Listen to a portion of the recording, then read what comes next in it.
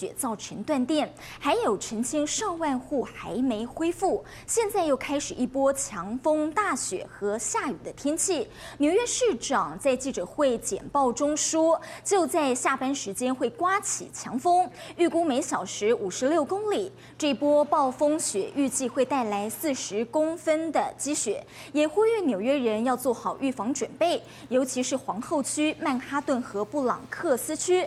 美东时间周三，在费城和纽约出现罕见的闪电和打雷，纽约3座机场的班次大乱，已经取消1700架次航班。